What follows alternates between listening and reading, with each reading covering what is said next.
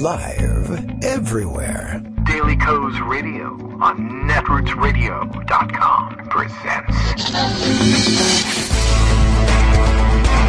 David Waldman, Kagro in the Morning Show.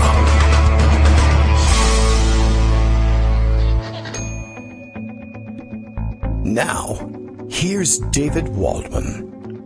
Hey, good morning, everybody. How you doing? It is Tuesday, October 17th, 2017. There's two 17s in that date. That must have been pretty cool back in the day. Anyway, if it's time to play the lottery, time to get is there a 17 on your ticket? I guess so. If you play one of the big, gigantic Powerball type lotteries, I suppose.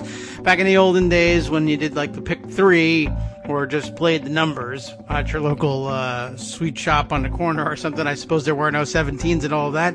It's a brave new world. Technology taking us into the future. Oh, wow. Well, don't know where to start today, so why don't we start with one of our grounding exercises. Bill in Portland, Maine lets everybody know via Twitter that Daily Co's Radio is live now. KagroX, that's how you reach me on Twitter. I'm David Waldman, your host of the show. David, that's me, confirms that yes, Trump is still both unstable and gelatinous. Yes, very true. Unstable all over the news today. I saw a very weird picture of, they're all weird pictures of Donald Trump. Donald Trump doesn't photograph particularly well. I don't know if he knows that. He loves being in photographs.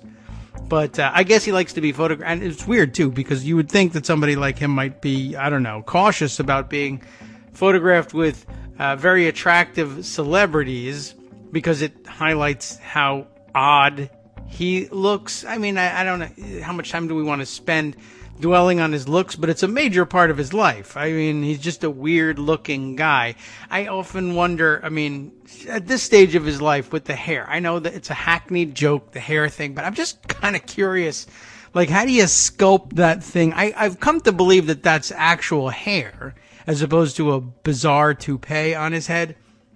But he's clearly done something to it. And of course, with most things, he's stuck in, I guess, what were his glory days. I don't know exactly when those were. I pinned them around the 1980s. But between that and I guess before his dad died, and back in the day when he had normal-ish hair that was just growing in like anybody else's, he styled it in such a way, and he's never gotten off of that. And he's not one of those people that has evolved with time and said, I'm getting to be into my 70s. Maybe I need to style my hair a little bit differently. He wants it to be like it was when he was in his 40s. And it wasn't that great. But I'm amazed that he can style that stuff the way he does, and then look in the mirror and then say, I am ready to go on television and do the presidential thing. I'm going to go and talk to the families of who lost a son who was a soldier killed overseas. This is ready hair. I'm ready to do that. I'm okay with doing. Not only am I okay, I think I look great. That's kind of a weird thing, and I don't know if I'll ever understand it. I don't know if I'll ever have to understand it, but anyway. It's just out there, and it's weird. Not to mention the fact, of course, that he has those weird puffy chameleon eyes, which I can't help from commenting on. That's just an odd look. And then this morning I saw a picture of him. It was, illustrating some story or another. And he was walking on the tarmac like to a plane or something and waving to the crowd of, a shot you see all the time. But the lighting was weird, and so he appeared sort of in silhouette, the dark suit, darkened background sky, against the suit. So he had just the silhouette. You couldn't make out exactly what he was wearing. But, if you didn't know better, I'm just saying, it looks like he's wearing some kind of a spandex bodysuit, and the bulges sticking out, which are really the coattails of his suit. I think that's just what he looks like, more or less unencumbered, let's say. And it doesn't help me think better of him. There's some great stories this morning out there. Greg Dworkin was retweeting what he thought were appropriate at last headlines being written about the president. I'll scroll down and see if I can find that one. By the way, if you're looking for the weird photo that I was looking at, I guess the sky's not really that dark. It was the New Yorker had tweeted it out. The photo accompanying the headline, and this is an interesting one, the Duty to Warn movement breaks with long-standing protocol to sound the alarm on an unstable president. And I think that pretty much sums it up. I'll retweet it right now in case you're listening along with us live, so you can see not only the photo, but you can take a look at what is sure to be a very interesting article.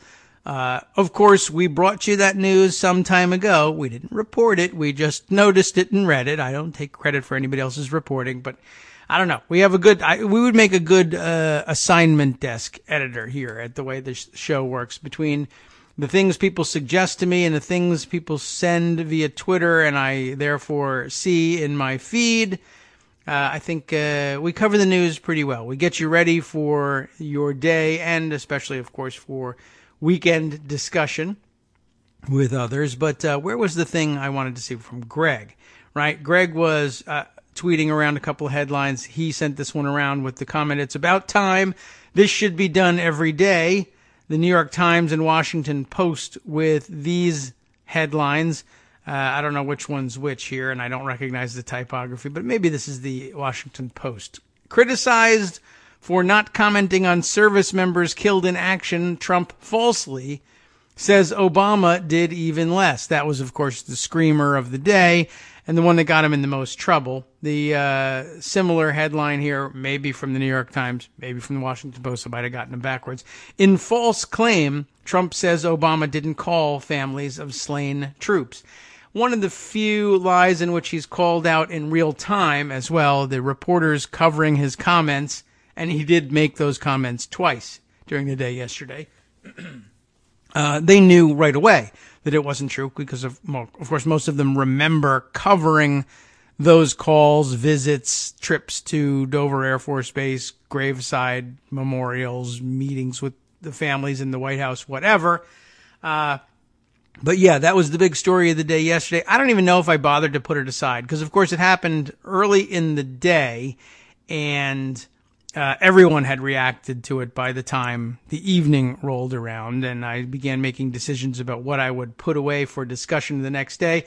But you definitely would have seen him hem and haw about what was it that he did or didn't do for the troops. And he came up with this crazy set of excuses, some of which were captured by Daniel Dale. I don't know which of the two performances. He gave two sort of impromptu press conferences in which he offered, new takes on the same misleading answer. But the one Daniel Dale sent around, and the one that I think really, if you got this answer, I tweeted this and, people shared it all over the place. If you got this answer from your kid about anything, did you do your homework? Did you call those families who lost family members in military service overseas in a deadly ambush? If your kids gave you this answer, you would know immediately that they were lying just from the construction of their sentences and the familiarity of the excuses. But it doesn't occur to Trump that this was going to be transparent. This is what Daniel Dale transcribed. "I've written personal letters. They've been sent, or they're going out tonight." Right away, you're like, oh my God, he's doing the check is in the mail for letters to the families of dead soldiers. "They've been sent, or they're going out tonight. It's the fault of my mail clerk. I wrote them a long, long time ago.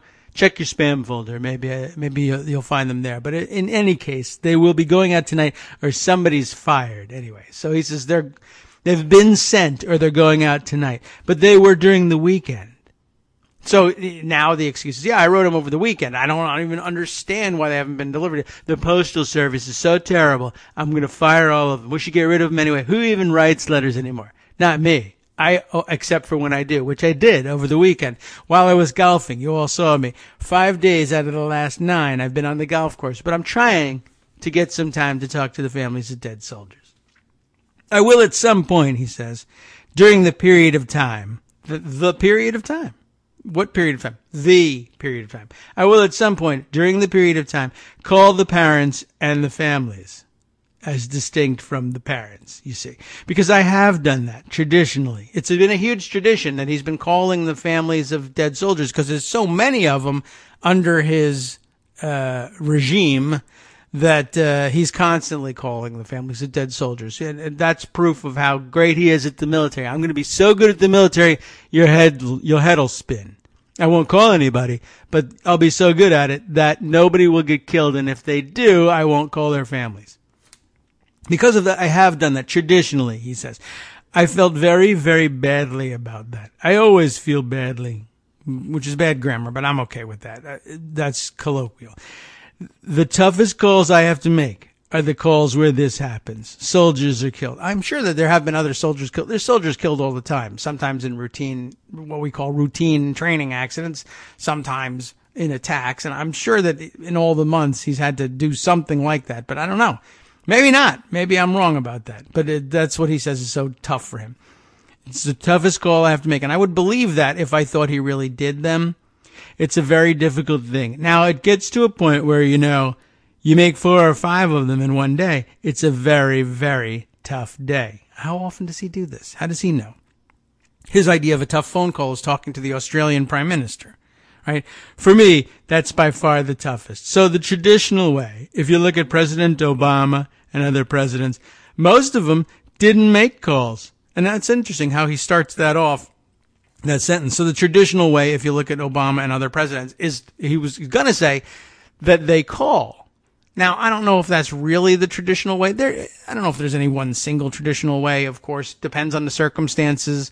It depends on where's the president at the time, what else is going on. But you get some kind of contact, a phone call, a note, a handwritten note, letters, I don't know, comments in the Rose Garden or on the way to the plane, but somber, serious comments. Not, the soldiers that get killed under my administration are the largest, the biggest soldiers. They're like WWF guys, which there's now WWE.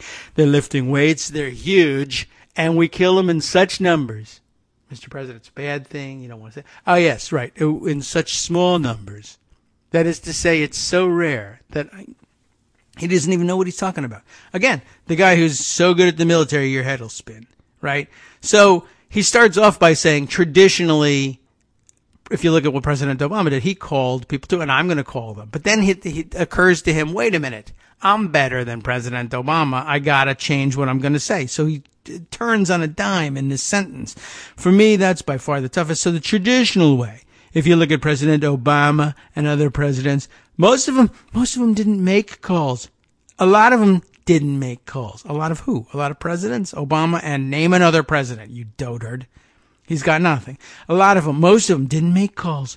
I like to call when it's appropriate, when I think I'm able to do it. Oh my God. Now his staff is like, holy crap, this guy is driving me bananas. Can you believe what he's saying?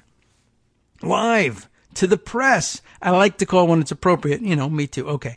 He does. He likes to make phone calls. That's his, as a developer. We learned a long time ago, developers love to work on the phone and almost nothing else.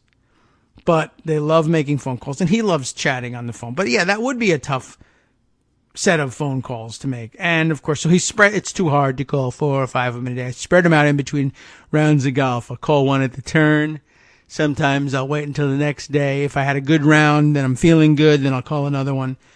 But he likes to call when it's appropriate. That's nice. When I think I'm able to do it, which would be any time you want as Commander-in-Chief. Pretty much you say, this is what we're going to do. I'm going to take care of these phone calls. You set your schedule. I mean, normally you don't. That's true. Other people set your schedule for you. But if you insist on calling these families, that'll be on your schedule. When I think I'm able to do it. 5 rounds of golf. When do I think I'm going to be able to do it? They have made the ultimate sacrifice. So generally, I would say that I like to call. I'm going to be calling them. Isn't that great? Generally I like to call. I'm going to do it. I'm totally going to do it. I'm going to be calling them. I want to let a little time pass. I'm going to be calling them. I have, as you know, since I've been president. I have. But in addition, I actually wrote letters individually to the soldiers we're talking about, who are dead, so they did not get individual letters to them. He meant to the families, but still, keep track, dude. There's only 4 people we're talking about here. In addition, I actually wrote letters individually to the soldiers we're talking about. I don't know their names. Don't anybody ask me to name even one of them. And they're going to be going out. either today or tomorrow or within 2 weeks, very soon. I'm saying that we're going to get, that's our highest priority. It's going, after we do the taxes, we're going to get to it. And even if you cut the first part off, or even the middle where he accuses previous presidents of not having done this, even the bottom is an obvious lie. Just the bottom of the paragraph here. Generally, I would say I like to call, I'm going to be calling them. I want to let a little time pass. I'm going to be calling them. I have, as you know, since I've been president. I have. But in addition, I actually wrote letters. And they're going to go out. They're out. They either went out yesterday or they're going to go out later. Or at least within the week. The point is, I did it already. You would know right away, as I said, if it was your kids, you would know that that was a huge, huge lie. And it would be really obvious really quickly. And then later on, they asked him about that because everybody knew at the time that it was a huge lie and people pushed back on it. And he took that opportunity to then blame everybody else. And I don't even have this quote handy, but it's out there. I guess we should, I guess if we're interested in doing it in Trump's voice, we should, look up and see if we can find a transcript of what he told people. But basically he said, somebody said, that's not true. The previous presidents all did this stuff. They called people all the time. There wasn't any, hesitation to meet with the families or to send the letters or anything like that. And sure enough, he comes up with this crazy lie. He's trying to cover his tracks. He's trying to walk it back, but he can't even really bring himself to do it. Let's see if the quote is here. Raw Story. Well done, Raw Story. You popped up first in the Google News search for this excuse he tried to give everybody. Is it in here? I mean, the search terms brought you up first. So it really doesn't matter whether you actually deliver me the answer or not. The fact that you came up first in the Google search is what I'm congratulating you on. No. All right. I can't find anything. Anyway, he apparently says, I don't know where I heard that. I heard that from somebody that that Obama never called anybody. No, that's a blatant lie. Oh, well, I heard that from somebody. I don't know who. I asked the generals. He tries to throw the generals under the bus. Support the troops, everybody. This is disrespectful for you to be on one knee during the national anthem because you should get the hell out of here, you son of a bitch. This guy says, I might call. I did call. You know what? Not only did I call, I called 5 times. And President Obama, he never called. He you know what he used to do? He used to privately dance symbolically on the graves of the soldiers who were killed because, as you know, he's a Kenyan Muslim. And then he'd piss on the families. He would get them together. He would call them to the Rose Garden. And they thought they were going to get a somber ceremony thanking them for their son's service. And he would actually stand on the balcony above and literally urinate onto the families of the fallen soldiers, which is a horrible, horrible thing to do. And you all loved him for it because you're liars and you're leftist, disgusting media, and nobody reports it. Nobody says anything.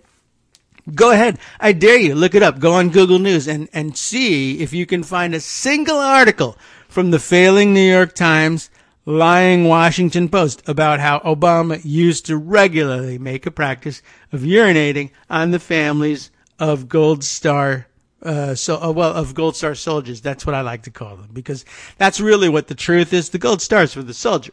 It's not for the family. To hell with the families. If they had any patriotism, they would have been serving overseas. But they're not because they're disgusting, lying, just unbelievable people. And you just can't, I can't get rid of them fast enough, basically. Why do you think they call them Gold Star families, by the way? Did you get a Gold Star because of somebody in your family did something good? No. You get a Gold Star because Obama would give you a golden shower if your son died. That's exactly what the previous presidents used to do. I am the only one. I've changed the protocol. Believe it or not, it used to be part of the law that you had to do that. I mean, maybe it's not even Obama's fault per se. I don't like the way he did it, but maybe the fact that the law used to say that presidents had to urinate on the families of our war dead, it's one of the reasons that one of the ways in which we've made America great again, because it didn't make any sense. George Washington never did this. He never would have urinated on the families of soldiers. I don't know where it changed, but I'm told that it did, and I'm glad that we've done something about making it right again. And you can thank me, and you can thank me by sending me money, basically, is what I'm saying. So I'm not sure exactly what he said, but it was something very much to that effect. Okay, that part might not have been true about but I don't know. It may be that he may have said this and it's being covered up by the press because I don't know why, because they're liars. I mean, he likes to pee on people or see people peed on, so it may have been, I don't know. You tell me whether it's true or not. But he did, in fact, of course, try and blame his generals because he's a super patriot and he does the military better than anybody, and he knows better than the generals. If the generals told me, see, this is how I know better than the generals. The generals told me that Obama never called anybody, any of the families of the soldiers who were killed when he was president, which was a terrible time, by the way. I don't know if you know that, but more members of the United States Armed Forces killed under Obama than under all previous presidents combined. It's true. You can look it up. It's in Wikipedia. Anyway, if it's not true, then I was told that by the generals, who I know much more than. Believe me, that's exactly what I told you. I've been consistent throughout my campaign and my service as president about knowing more than the generals. And, this is the kind of thing that happens when you listen to these idiot generals, morons who don't know anything about anybody. So don't listen to them anymore. Just listen to me. That's what he spent his whole effing day on. And we all had to listen to it. And we were all being tortured that way with his ridiculous comments and then being reminded that he was president of the United States. Speaking of the great articles that Greg noticed today, an uproarious article, really, from Politico, which didn't take the opportunity to be as direct in its headline about the same events, generally speaking, as the headlines in the Washington Post and New York Times. Their headline was interesting, but their lead was really good. And then the article Josh Dawsey wrote really was this scathing review of the day from start to finish without violating any of the norms of the media, the ones we want them to violate, which is just come out and say he's a liar or that he falsely claimed XYZ. But so it's the next best thing. And in Politico, it counts for something that they're moving towards this, that they're allowing this stuff to be printed. Their headline, Trump gives his own performance a Trump-sized endorsement, which sort of hints at what we're going to see in the lead. The subheader here, the president called an impromptu Rose Garden press conference to sell reporters and the public on his job performance. It wasn't just about the soldiers. It was about everything. By the way, I must comment that the photo accompanying this, if it was from yesterday, his tie is very nearly the appropriate length, which is really amazing. I don't know whether it's a Donald Trump tie or not, branded tie, but he ties it and it's right about to the belt buckle and not that much further. So we're getting through to him. Somebody is reading him my reports about his ties or showing him the Trump ties Twitter feed, which if you haven't seen, by all means do sign up. Okay, so how does Dawsey put it in here? Friends, of which I think there are very few, friends say President Donald Trump has grown frustrated that his greatness is not widely understood. I mean, that's really one of the most amazing opening sentences in a long time, certainly in Politico. Friends say Trump has grown frustrated that his greatness is not widely understood, that his critics are fierce and on TV every morning, that his poll numbers are both low and fake, and that his White House is caricatured as adrift.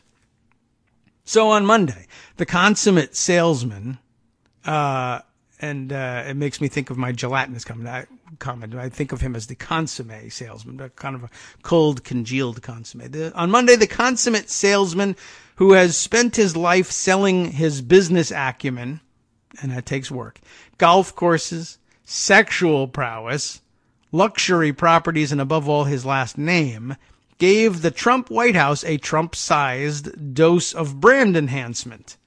And that cuts both ways, of course. With both the Roosevelt Room and the Rose Garden as backdrops, he mixed facts and mirage. That's a very artful way of not saying that he lied, but artful enough that I appreciate it to some extent. He mixed facts and mirage, praise and perfidy in two head-spinning, see, I told you your head's going to spin, two head-spinning, sometimes contradictory performances designed to convince supporters and detractors alike that everything's terrific, moving ahead of schedule, and getting even better. His opponents were cast as misguided, deluded, or even unpatriotic. It was the latest instance of Trump bypassing his own communications staff to speak directly to the press and the public after weeks of blistering criticism, and as White House aides struggle with the increasing possibility that they may end the year without accomplishing any of their grand legislative goals. Because he's waiting for them to put him on his desk, you see.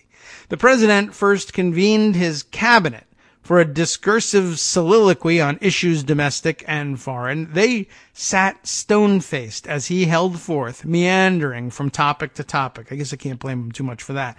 And then he abruptly canceled the daily briefing by Press Secretary Sarah Huckabee Sanders, instead summoning reporters already gathered in the briefing room to the Rose Garden for an impromptu 40-minute news conference where he faced a frenzy of shouted questions and seemed to want to answer even more.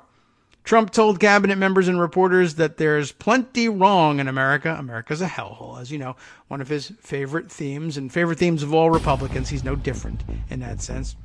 There's plenty wrong in America, and it's variously the fault of Democrats, insurance companies, NFL players, Republicans in Congress, Hillary Clinton, former presidents, and drug-dealing Mexicans. Boo on all of you. There's a lot more to this article. We'll comb through it. I don't know if we'll go through it every word by word necessarily. Plenty to move on to. But first, we move on to this break for station identification and anyone who needs to go to the bathroom.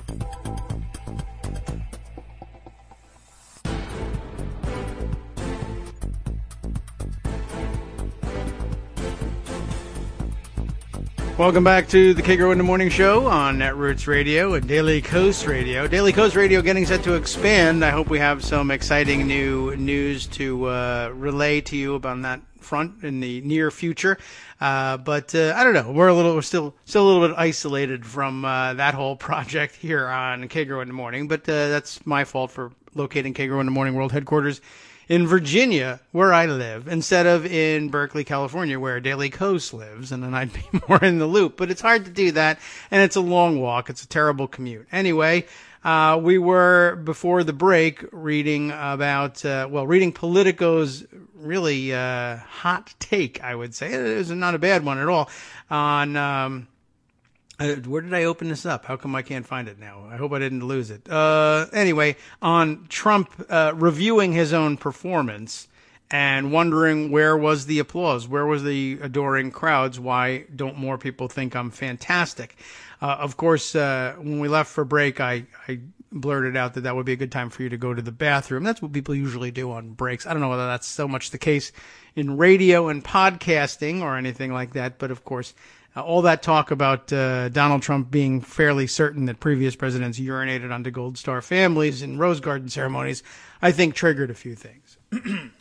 Anyway, I'm not certain that's true, but somebody told me about all of that. Anyway, where were we? Yes, Trump told his cabinet members there was plenty wrong in America, blamed everybody else under the sun for it. Trump said he understood why former White House strategist Steve Bannon wanted to torch Senate Majority Leader Mitch McConnell and other Republicans for not getting health care or other legislation through.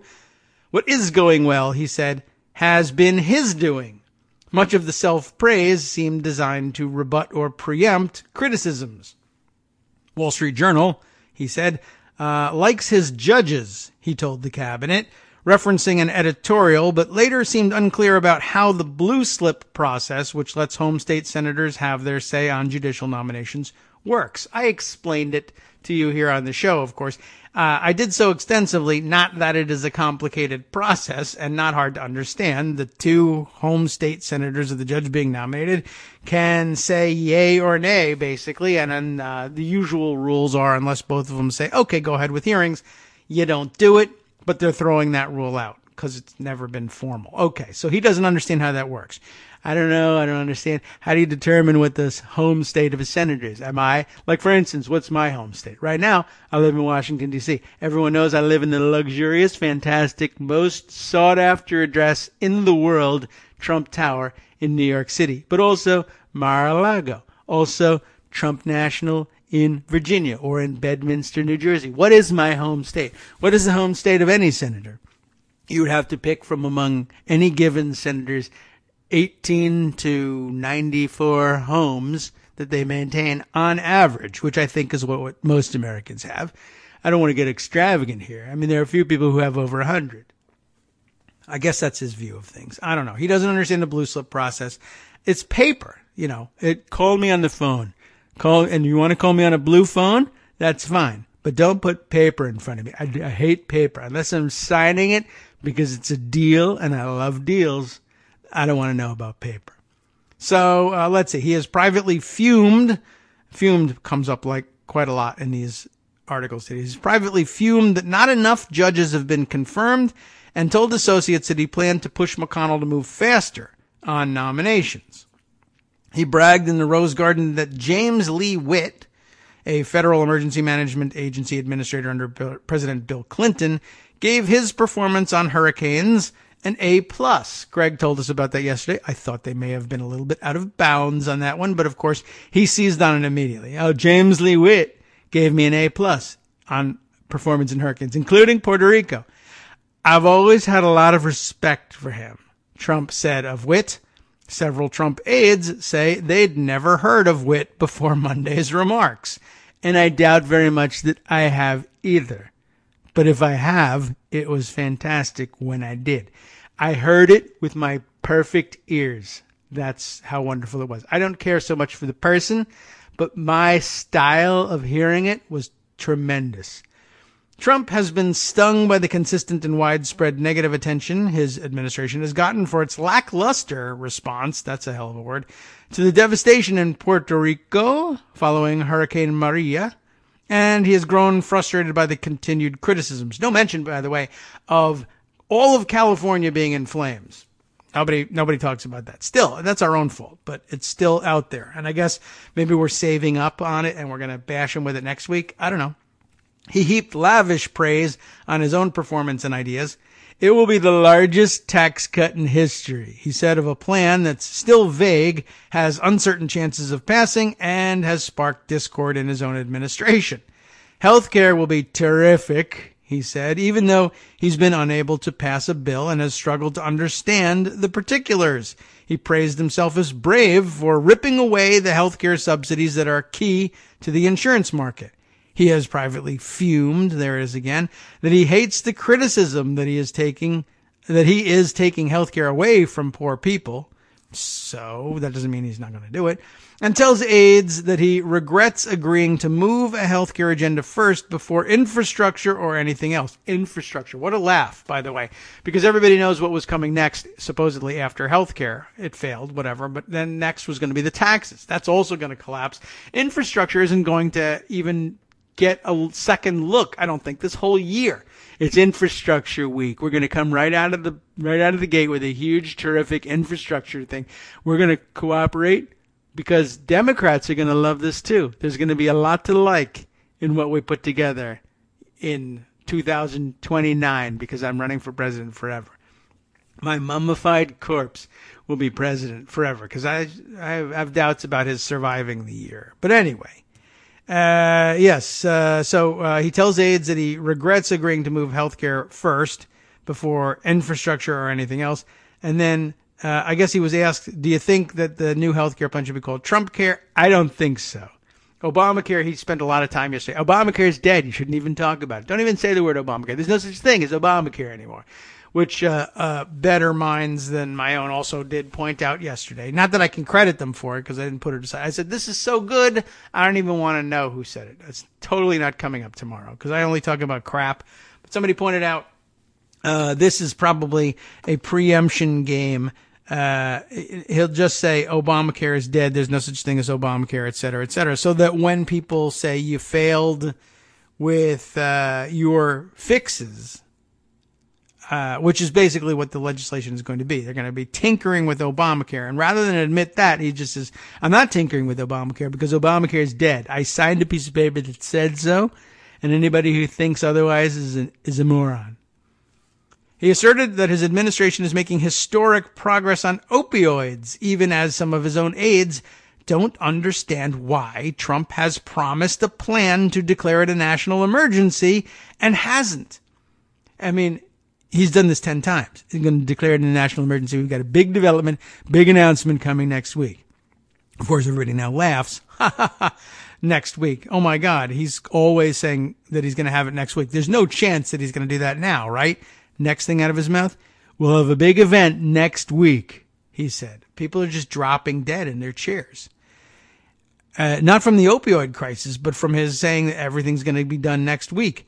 Asked about criticisms that he's only trying to unravel President Barack Obama's record, the premise of a New York Times article last week that made the president angry, according to several aides and advisors, he interrupted the questioner to show that he's not angry, to say that there has been a lot of praise as well. A lot of people agree with what I did. He said of his decision to decertify the Iran nuclear deal Obama negotiated, a step short of tearing it up, which of course he promised he was going to do, but couldn't bring himself to do because he's a dotard. His move, while winning praise from Republicans and Israel, has confused some of his own aides and brought derision from much of the world. He took on Democrats as total obstructionists. Even, as he later said, several would vote for his proposals and work with him on health care. Trump pushed back on consistent reports of discord among his cabinet members, like the ones who called me a moron. There are those that are saying, oh yes, this is him. There are those that are saying it's one of the finest groups of people ever assembled as a candidate. He said of his cabinet, even though Secretary of State Rex Everything Tillerson was recently quoted by NBC as having told others that the president is a moron. Tillerson has not explicitly denied those reports, by the way. We're still at that stage. But take a look at the sentence. There are those that are saying, no, there aren't. It's one of the finest groups of people. No one would ever say about this group of people anything close to that, ever assembled as a candidate, which is not when he assembled them. He did not have a cabinet in mind when he was a candidate, and it took him forever to get it done when he was president, but maybe it's just a slip of the tongue, right? Or he's a dotard and a moron. The president, as he often is, was sometimes loose with the facts, see, and uncertain of details. Faced with the question about not calling or writing to families of soldiers killed 2 weeks ago overseas, he deflected by saying other presidents didn't do either one, and that he often did both. The letters, he said, were going out Monday evening, and he planned to call once time had passed. Of course, time has passed. It's been 2 weeks.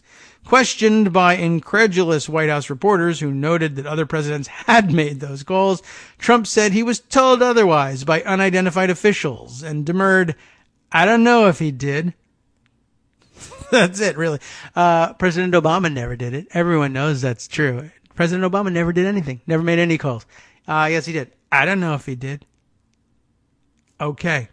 And an edited comment included here from the tweet of Alyssa Mastromonaco.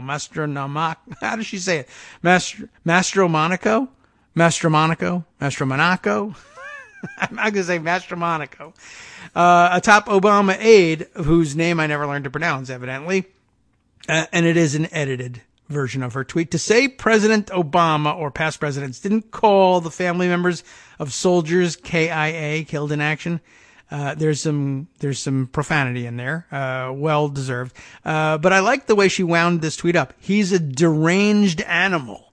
That's going to sting for Trump. That's the kind of insult he usually levels against other people. I like that one a lot. He called the United States the highest taxed country in the world. Again, a favorite claim, and it's linked herein to many other similar instances. Of course, it's not true. Some of his blabbing was contradictory, but Trump didn't seem to care. He hauled McConnell into the Rose Garden to convince the world that they're actually friends, then bragged that he had legislative plans that he hadn't even shared yet with the Senate Majority Leader, who stood by looking alternately amused and bemused. Trump has repeatedly complained about McConnell privately, though aides to both men say they both know they need to have a more positive relationship. I believe that part. And have spoken repeatedly in recent weeks. The relationship is improving, these people say. We're probably now closer than ever before. See, all of this is plausible until he opens his mouth. He's complained about it, but aides to both say they know they want to have a better relationship. They're working on it. They're talking and they're growing closer. The relationship is improving, normal people say. Now, cue the abnormal dotard. Look, the relationship's getting better, right? It's improving, isn't it? Not only is it improving, it's great. It's the best ever. We're probably closer now than ever before, he said of McConnell. My relationship with this gentleman is outstanding. He just cannot help himself. He escalates. 2 hours earlier, Trump fielded a question about whether he supports the slash and burn campaign Bannon is threatening to wage in 2018 against incumbent Senate Republicans backed by McConnell. With Elaine Chao, his transportation secretary, and McConnell's wife smiling at the table. That's not two people. It's the same, in case you didn't know. Trump said Bannon was his friend, and he understood the impulse to agitate against the establishment. And that's like a normal kind of statement to make, actually. But, of course, other people that was a paraphrase of what he said. Senate Republicans, Trump said, had let him down and hurt his agenda. And then the kicker to the whole thing, I'm not going to blame myself. I'll be honest. For one time, he's going to be honest about it. It's not my fault. I can tell you that. That is to say, I'm not going to be the one telling you it's my fault. I'm going to say it's someone else's. And that's certainly the truest thing he's ever said, as far as I can tell. He's being honest about that. Man, it was a hell of a day. So that was a hell of an article, I thought. And, wow. I mean, a good summary, really, of what's been going on. So there we have it. That was the big news of the day, was his insane claim about previous presidents never doing anything, and he's so awesome and terrific and wonderful and fantastic, and I take care of everybody just great. So lots of other crazy stories are out there. I saw something this morning as Justice was giving me the thumbs up about our signal going through just fine as usual. He hinted at story that is circulating. I don't even know what the hell they're talking about here, but I guess, what's his name? Anthony Scaramucci is still alive. And I remember hearing the other day that he started some kind of online publication, which I guess he's calling the Scaramucci Post, or at least on Twitter calls it the Scaramucci Post. Scaramucci-backed outlet, The Hill reports, runs poll questioning how many Jews were killed in the Holocaust. Sounds interesting. I didn't know that was a good polling question, but there it is. The Scaramucci Post's tweet. How many Jews were killed in the Holocaust? And the choices are less than 1 million, between 1 and 2 million, between 2 and 3 million, or more than 5 million. And, well, he's giving people 6 days to vote, I guess. A week. Though on the 7th day, I recommend resting. Anyway, I wonder how the vote's going. Or why it's a question, or why it would be something you would poll on. That seems rather ridiculous to me, but it's out there and people are talking about it. Okay. Let's see. Other things. What other directions ought we to go? There's so many bits and pieces of news. Maybe we can we can move through tons of them if we move quickly. Let's see. One thing, that's been suggested to me via our Twitter hashtag, and I'll remind everybody, KITM for Kagro in the morning is a great way to make comments to help direct the show or bring something to my attention. It helps it stay floating around in my TweetDeck Twitter feed. And Twister Cat has sent me this thing. Oh, see, Athena really liked the check your spam folder. I don't think that was even my joke originally. I think I saw somebody say that. And again, I don't have the credit ready at my fingertips. Was it Culture of Truth that said that? I may have just pulled that one out of my memory hole myself there. I bet I can find that if I scroll fast enough. But then I'm going to lose track of all the other things I wanted to tell you. But I think the spam folder might have been his line. So credit where credit is due, even if it's not really due to him. It's not due to me, so I'll give it to somebody else. And then now it's their job to find out where the line came from if they don't want to be a total hypocrite like everybody in the, I don't know. Anyway, it's a pretty surprising thing, but maybe, yeah, there it is. That's it. Culture of Truth. I definitely sent it. Have you checked your spam folder? Okay. So well done there for Culture of Truth. I guess it came to mind because of all the cat avatars in my Twitter feed here. He's got one too. Twister Cat, though, sent me a piece from Raw Story, a story worth noting. Disgraced evangelist Jim Bakker. You remember that guy? He's still alive. Warns critics they will face God's wrath for making fun of him. I don't think so, but I'm willing to risk it, I guess. Jim Bakker, of course, particularly funny person to make fun of. I mean, the fact that his fall from grace, but I don't know. I mean, I guess he never left. He still continues to insist that he's a worthwhile televangelist to watch. But I mean, the fact that his story became like a running theme and the people involved in his story became running guests on the Howard Stern show really ought to tell you all you need to know about whether or not anybody's going to face God's wrath for making fun. I don't see how you avoid making fun of him, but and I'll do it again.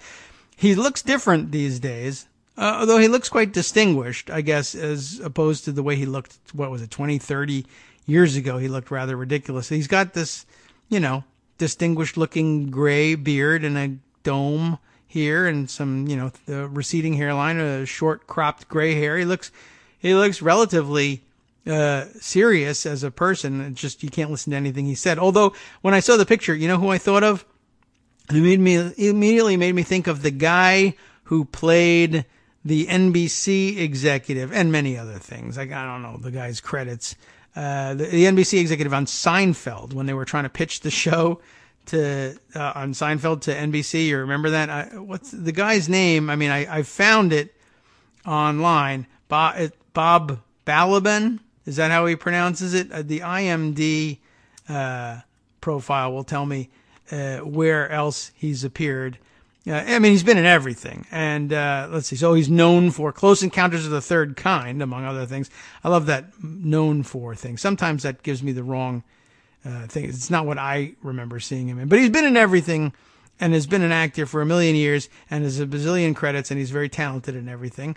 But that's where I remember him. And, of course, if you go and you look up his picture, you'll see what I'm talking about alongside this Raw Story post from Tom Boggioni, T-Bog, you may remember him as, and disgraced evangelist Jim Bakker, I would say looks a tremendous amount like Bob Balaban, or at least the characters that he plays when he's got the beard on.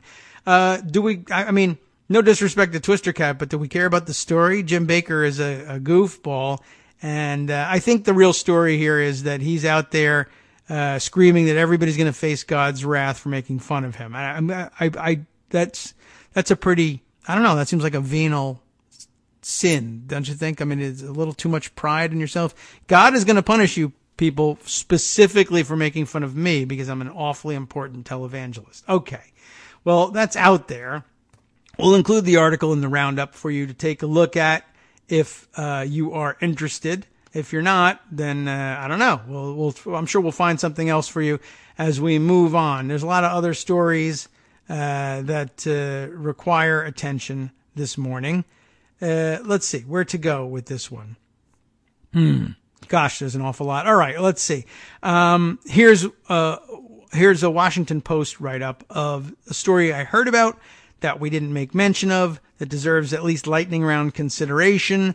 Trump says Representative Tom Marino has withdrawn from consideration as drug czar in the wake of the Washington Post / 60 Minutes investigation. I didn't watch 60 Minutes, but of course, you might have heard that a Washington Post and 60 Minutes investigation this week explained how Tom Marino helped guide legislation. This is the guy who wanted to be drug czar. Guide legislation that weakened the Drug Enforcement Administration's ability to go after drug distributors even as opioid-related deaths continue to rise. In other words, he was doing everything he could legislatively to prevent anything from being done to stop the opioid epidemic, or in fact, to stop the initial stages of it when it was all just was finally developing and exploded out of control. So not the guy who's qualified to be drug czar. He's just not. But that's okay. He's withdrawing. So that's a good stage. I think we're entering a good stage in his nominations game. Speaking of the nominations game, let's see. That reminds me, I did see a suggestion made elsewhere. Let's see if I can scroll down on the feed a little bit here. Where did we see this one? It turns out that there's a lot of nominations being held up, and is this one it? Here, okay, maybe this is what I was thinking about. Kurt Audible Video, that is, has sent me this tweet from Adam Kahn, connoisseur, a constant Trump critic, but he links in particular to the idea of a lack of administration appointments here somehow being connected to the Mercers. And this is a part of a long tweet storm here, but in particular, number 9 in this Adam Kahn tweet storm. If the Mercers lose to the IRS, I guess there's a case against them. The previous tweet in the tweet storm says, since 2010 IRS ruling that could see them losing a fortune, Mercers began backing candidates who would make their tax problems go away. And there is a screen cap from a Salon article here that explains this. The case against Renaissance, it says here, began before Koskinen's term. However, the IRS chief became controversial in right-leaning circles after the agency was accused in 2015 of improperly delaying the processing of applications from Tea Party groups. You remember that whole scandal that turned out not to be true? The agency was also revealed to have delayed the applications of several nonprofits that leaned leftward. While thus far the Trump administration has done nothing against the IRS besides lob a few verbal criticisms, Richard Painter, the former chief White House ethics advisor in George W. Bush's administration, told McClatchy News Service that doing anything that appeared to help Mercer would look terrible. The guy's got a big case in front of the IRS, Painter told the news organization. He's trying to put someone in there who's going to drop the case. Is the president of the United States going to succumb to that, or is he not? Trump himself is also involved in litigation with the tax agency. He has repeatedly claimed that he will not release his personal tax returns as they are under IRS audit. Number 9 in this tweet storm, just to round out the at least lightning round consideration of this story. If the Mercers lose to the IRS, about $7 billion in back taxes would strip their fund's legendary profit-making status. And he includes here one of his own previous tweets here. The IRS began poking into Mercer's Renaissance and discovered shady accounting, illegal tax avoidance to the tune of nearly $7 billion. That is pretty interesting. I guess that's the previous clip leading into the Salon clip I had read to you. Rebecca Mercer began redirecting the family's philanthropy after her father's primary company, Renaissance Technologies, became the subject of an IRS inquiry into its practice of temporarily storing investment income in bank accounts as a method of avoiding higher tax rates. In 2010, the agency ruled that firms utilizing basket options were engaged in illegal tax avoidance and warned Renaissance Technologies, the world's most profitable hedge fund, to discontinue the practice. Renaissance declined to do so. And in the intervening years, the agency has been collecting evidence, apparently in preparation for a future court case. According to a 2014 Senate report reviewing some of the allegations, the company could owe at least $6.8 billion in back taxes. And I guess that's supposed to explain why it is that the Mercers ended up putting so much money into the Trump campaign and others. I guess they thought he would be easily manipulable as president and would drop this case. And as we know, certainly Trump is the kind of person who thinks that he can lean on government officials and make them drop such things. I guess we ought to take a look back at the entirety of that tweet storm and maybe put it aside for future consideration. Armando, by the way, says he's got a question or two about, it's tax issues. And by the way, Justice tells me that the Holocaust poll at the Scaramucci Post has been taken down. Wise move, but I think you ought to do a little poking around, Anthony, about who put that up and maybe get rid of that person immediately. Yeah, sure. Armando, if you had a question about the tax reform, you're certainly welcome to call in and ask it. I don't know that I can actually answer it. The answers probably will come tomorrow when we speak with Joan McCarter, our senior political writer at Daily Kos, who can update us on what's going on. It's actually a big week, and I saw some Twitter activity earlier this morning reminding us that I guess the Senate will be voting on the Republican budget at some point. I think it was Thursday. That was pointed out to me earlier this morning. And, of course, the bad news in the budget that, I don't know, for some reason people aren't paying a great deal of attention to, even though we have paid a great deal of attention to it here on Kagro in the Morning over several weeks. The budget, of course, because it's so super serious, calls for adding to the deficit. Brian Schatz, the senator from Hawaii, pointed that out this morning, saying Thursday we vote on adding $1.5 trillion in debt, cutting Medicare by $473 billion and Medicaid by $1 trillion. They're calling this reform. Of course, I remember. I'm so old, I remember when we had to cut those programs by less than half that amount because of the debt. We'll be back after this.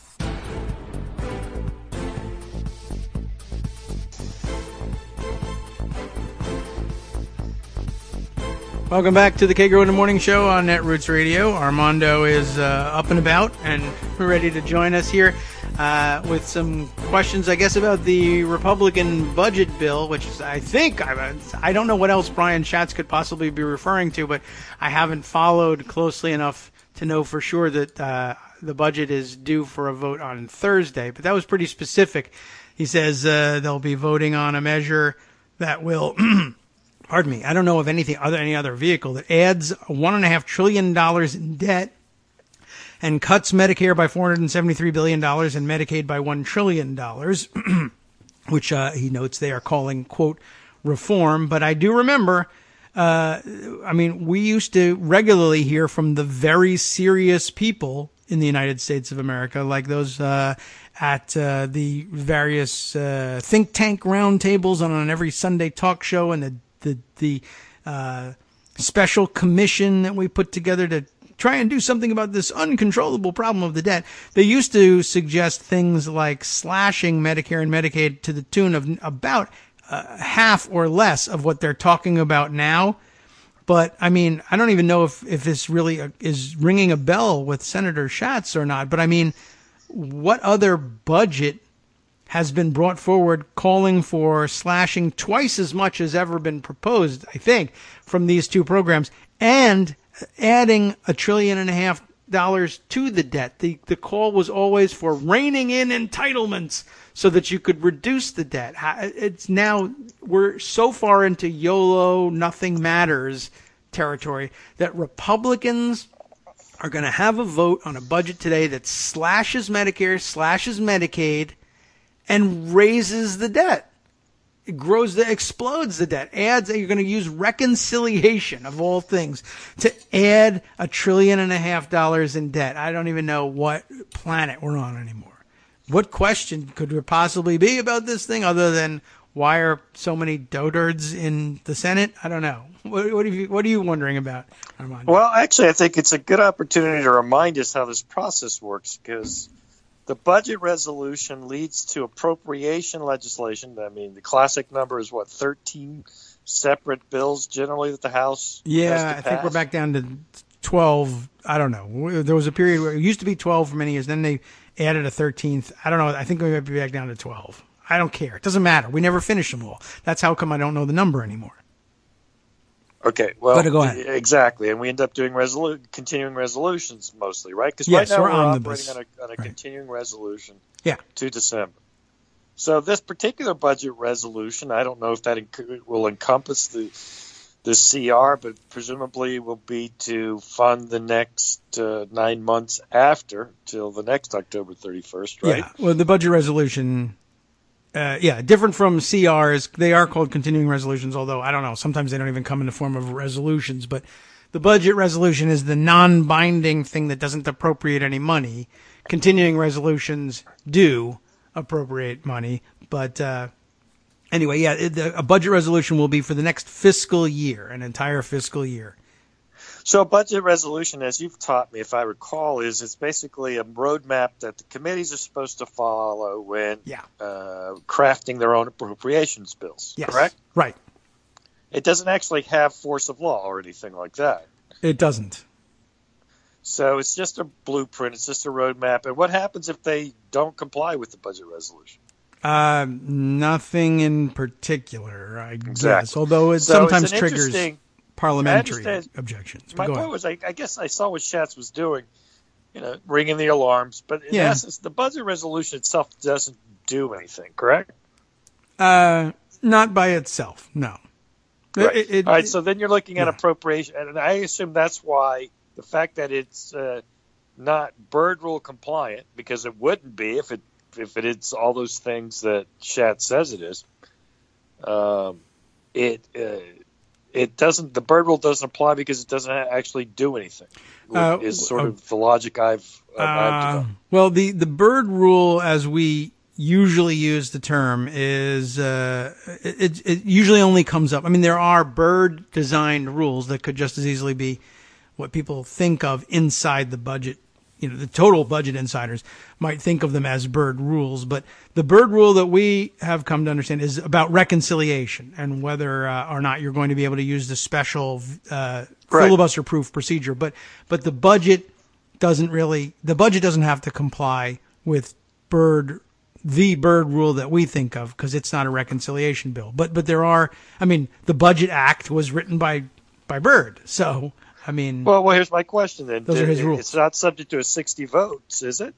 The budget, no. The budget, like reconciliation, is filibuster-proof because it is got a statutory cap on the number of hours of debate. Okay. And the question then becomes to me, the budget resolution passes, and what's her name? Collins basically sort of signaled she would vote for the budget resolution despite all these things that Schatz said. And it just seems to me that it's sort of an empty vote, isn't it? In that sense, here's what I'm getting to. If, as he says, it adds $1.5 trillion to the budget deficit, and that's what the appropriations are going to show, it's going to take 60 votes, is it not? No. This is a dumb process. So what? I'm telling you, you have to explain this to people because it doesn't make sense. There's no filibuster available on the budget, regular filibuster. No, I get that. Because of the appropriations that will come from it. Now, the appropriations that come from it, no, they won't require. They would. I guess technically, their regular appropriations bills are subject to filibuster, and so. Yeah, I guess if you make the assumption that all Democrats will oppose them and will also oppose the motion to proceed to it, then they're going to end up needing to find 60 votes to pass the appropriations bills. Where they'll be protected from filibuster is in executing the reconciliation instructions included in this budget. And I guess technically speaking also, this budget by itself won't actually do anything to add that $1.5 trillion to the debt. It merely authorizes reconciliation legislation that will itself later add something like $1.5 trillion to the debt. Well, the budget resolution, as I understand it, has two components. It has the spending component, right? And then it has the revenue component, which is the taxes. And obviously the main reason, I think, because they're going to be cutting things. So if it was just the expenditure side, they wouldn't have any Byrd Rule or deficit neutrality issues. The problem is they have this huge tax cut, right? That's one of the problems, yeah. Right, it's one of the problems. Yeah. All right, so you have a $1.5 trillion tax cut over 10 years. Now, as I recall, in 2003, as opposed to 2001, where I think they crossed the 60 vote barrier. I'd have to double check that. But I know in 2003, Bush's second tax cut was done by reconciliation, and Cheney had to come and break the tie on it. And they had a game playing that ended up being a big problem later. That, in year 10 or something, the estate tax kicked back in, and then it went back out. All these shenanigans they played to comply with Byrd. You recall that? Yeah, right. I think they actually used reconciliation in 2001 also, but they didn't have as big a problem finding the 50th vote. All right, you're probably right. But either way, they had to make things comply over the 10-year window with the CBO. Yeah. Though there is a rule, right, maybe in this budget resolution saying we are disbanding the CBO, so to speak. This budget resolution, I think, basically says we'll end the requirement that the CBO score anything, or that the CBO score be necessarily be a part of the Byrd rule compliance calculus going forward. So it's just some guy in the back and say, hey, here's my numbers. They work out. Screw you. Yeah, more or less. I know. Again, you hate when I do this because you know it's futile. But the lawyer in me always says that's a violation of a law, not just some rule in the Senate. Yeah, it is. I don't hate it. It's good to point that out, obviously. And it's just, but as a lawyer, I guess you recognize when the law is the law doesn't get insulted and step in and beat people up who threaten to violate it. They say, come and see me after, and we'll take a period of years to work this out and see where we are. Yeah, I mean, Shakespeare said it best. The law is an ass. I guess so. And a lazy ass at that. Huh? And a lazy ass at that. And a lazy ass at that. You come to me. Yes, we go back to the whole standing jurisprudence, which you know what I think about. It's complete nonsense. They're standing when they want, and there isn't when they don't want. And this will be no different. They'll call it a political question, and off they'll go. Yeah. But at least in principle, there's a law that must be complied with. Yes. And, I don't think the CBO is expressly mentioned in the Budget Act. I'd have to double check that, but that's my understanding. And I guess they'll try to drive their truck through, which is hey, nobody said the CBO had to say it was deficit neutral.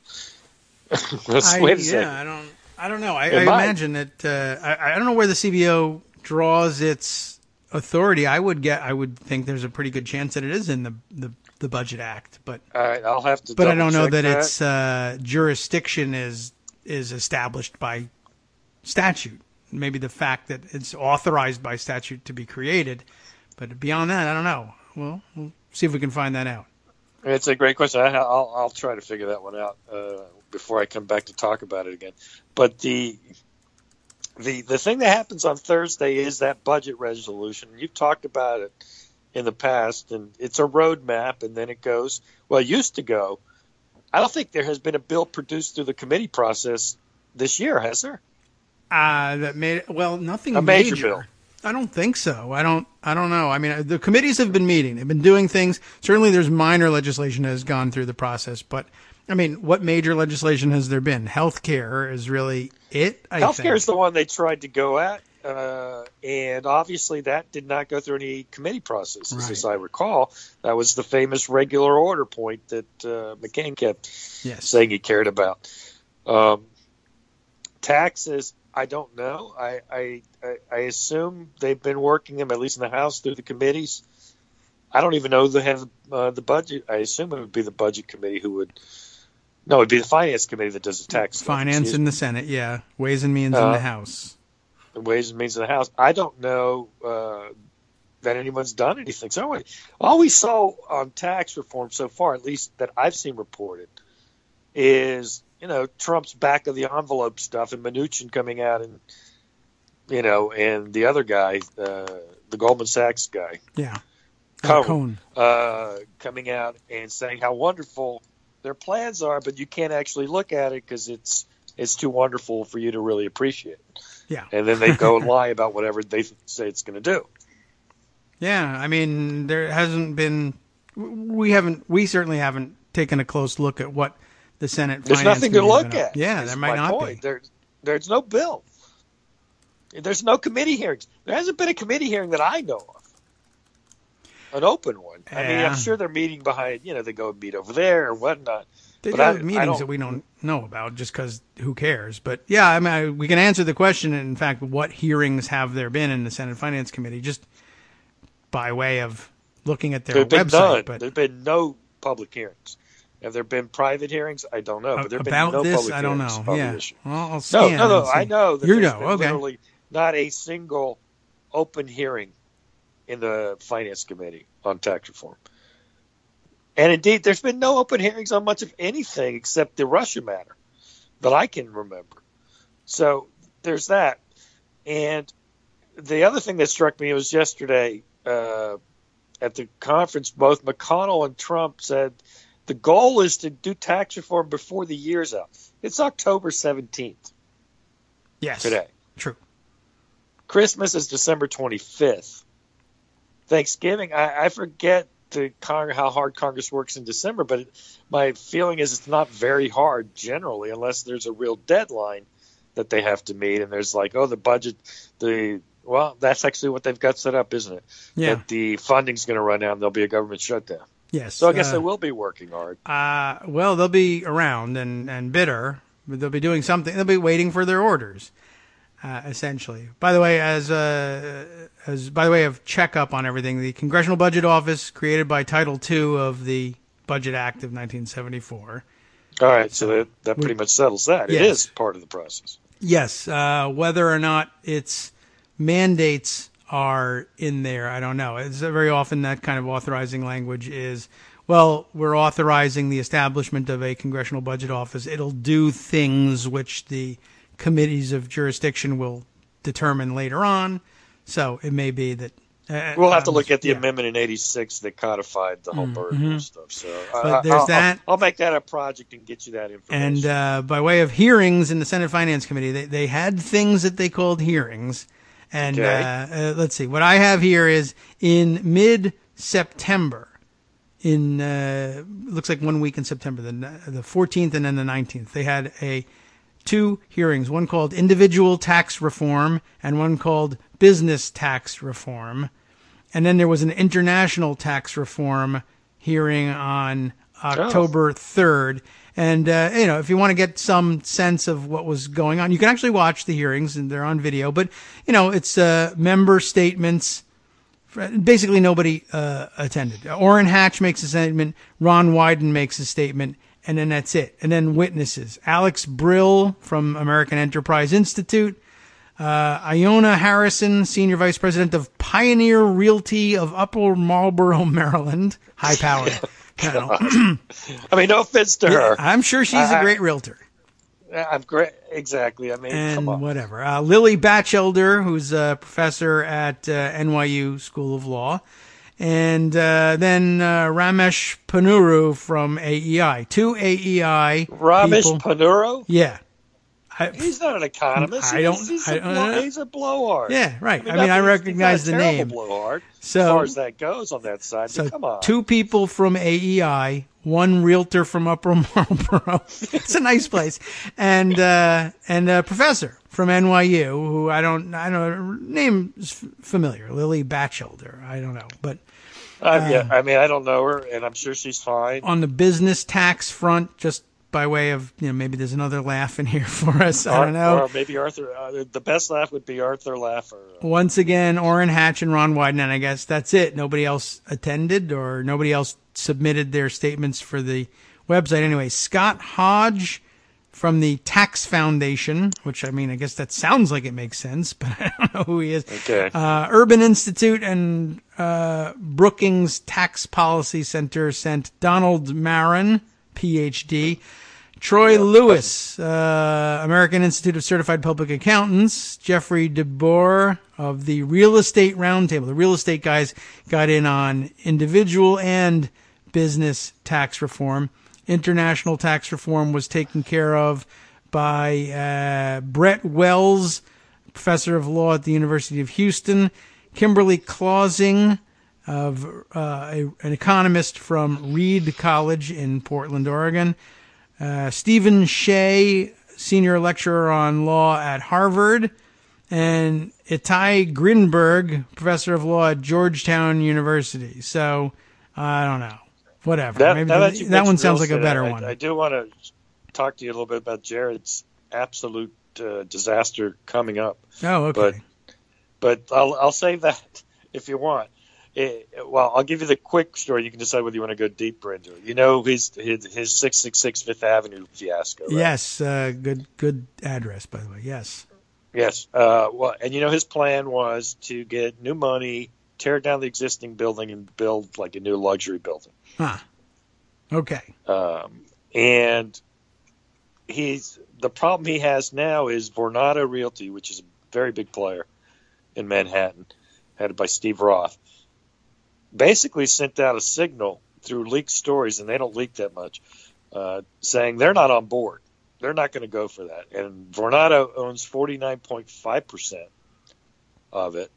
And there's a $1.2 billion debt payment due in January of next year on the existing debt. Vornado doesn't want to do this new crazy idea, and is basically told anybody that thinks they're going to come in and do that, they're not on board. So that means it can't really happen. Vornado instead wants to just take over management of the building and do what they do, which is basically fill the building with tenants, get the cash flow right. And, you know, they're not looking for big monuments to their greatness. They're looking for money because they're running like a business. You know what I mean? Oh, well, they ought to be in government. They ought to be in government. And the thing is, that really puts a tremendous problem for Jared, who's really on the hook for a lot of these things, both personally and other. Vornado is just there as a, you know, they're not a passive investor. I wouldn't call that. In fact, they want to become the managers now, clearly. Yeah. And they can squeeze Jared and his company here to make them basically have to deal with the lenders and give up equity and control to not get foreclosed on.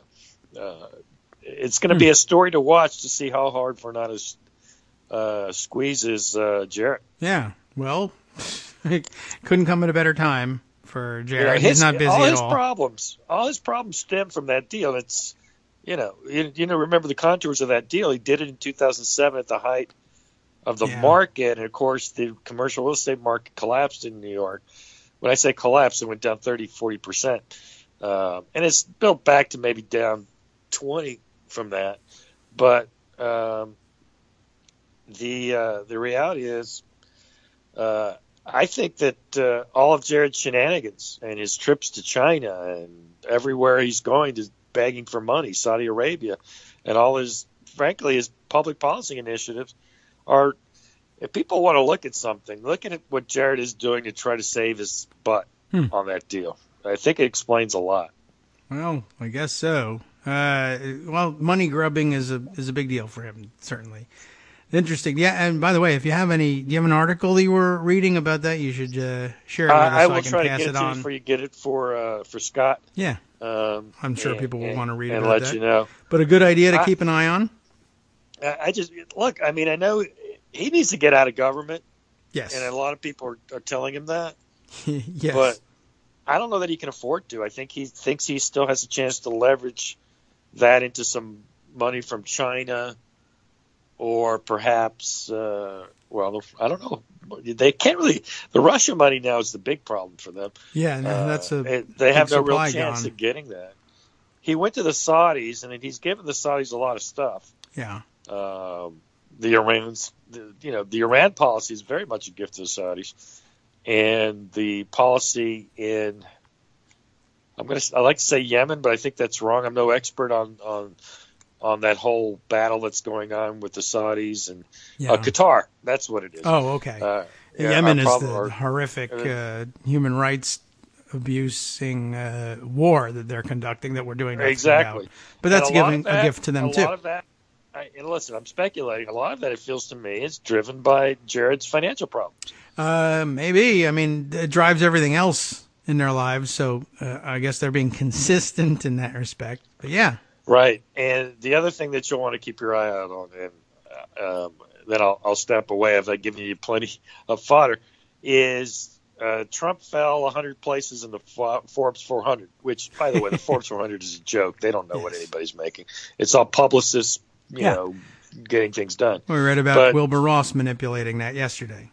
Right. So, but at any rate, Trump doesn't care about whether it's real or not. He cares what people say, and he dropped 100 spots in the Forbes 400. Uh-huh. So, good. I don't know if there'll be any rage tweeting from him today. Probably. Maybe not. There's one or two. It's stupid, it's fake, they hate me, which everybody's going to believe because Forbes hates rich people. Well, you know, whenever they drop him, that's exactly what you just said is what he always says. And they've dropped him in the past and whatnot. And you know, my theory, I don't think he's very rich at all. No. I mean, relatively, obviously. For you and me, he's richer than me. That is true. But he's not, for those guys, Wilbur Ross is a lot richer than he is. It's not even close. Yeah. Wilbur Ross, who hid $2 billion of his assets, so he wouldn't have to disclose them. Yes. Right. That's what was yesterday's story. Yeah. I mean, there's a lot of that going on, obviously. This is the most corrupt and swampy administration that I think anybody can remember. And it starts from the top, and the son-in-law, and Wilbur Ross, and Tom Price, who was insider trading, and Zinke, who did something as well, and Mnuchin's a disgrace. And I mean, frankly, it sounds weird, but the cleanest guy probably is Tillerson. Yeah. And he's dirty because he's probably taking care of Exxon interest. But that's like, you know, that's only Dick Cheney level Halliburton corruption. These other guys are just beyond the pale. Maybe he's I don't know. He was the cleanest of the major names. I assume that there's somewhere in there is somebody we haven't been talking about because we've forgotten all about him, who's, I guess, cleaner. Well, you would say Ben Carson, but he's like putting family and friends on the payroll, so it's hard to say him. Right. Well, the cleanest dirty person. Okay. Yeah, I mean, that's what we're left with, right? Yeah. It's just normal graft is what is a virtue here. I mean, we can't even go to the SBA because that's, what's her name? Right. The wrestling lady, McMahon. The wrestling lady instead of the SBA. Hey, what is this? This is insane. I don't know. The wrestling lady. That's it. Elaine Chao, she's kind of dirty. I'm stuck when it comes to finding somebody who's clean. Think of it. It's an interesting question. Who is the cleanest I don't know. I'm seeming like person Wikipedia the in cabinet. this administration? Maybe the generals. But then you had Flynn, who was dirty as could be, but of course he was a spy. Oh my God, he was a spy. But he wasn't on the cabinet. Yeah, it wasn't like they turned him on ideology. He was a spy for money. Yeah, he was like like Aldrich Ames, not like Kim Philby. Yeah, no one remembers Kim Philby. I know. It's a while ago. Okay, it's a while ago. Whittaker Chambers. Hey, remember Hugh Hewitt's big question about the Dark Tower? What do you think of the Dark Tower? You remember Hugh Hewitt's crazy questions of things you should know about? It's not the Dark Tower, something. He has some crazy book. It may be the Dark Tower, but, you know, Hugh Hewitt's crazy and he's on TV. What can you say? Yeah. I don't know.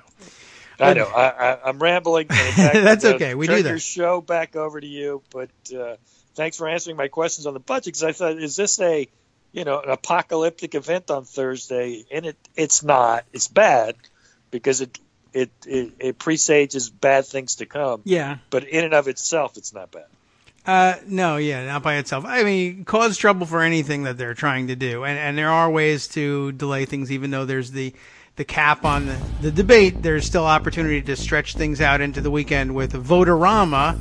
And they'll almost certainly take advantage of the opportunity to do that, but probably not stretch into the weekend. It's just an inevitability on a bill that doesn't do anything by itself, but that we should raise awareness about, and I'm sure they'll be doing that. Thanks, Armando. Yeah.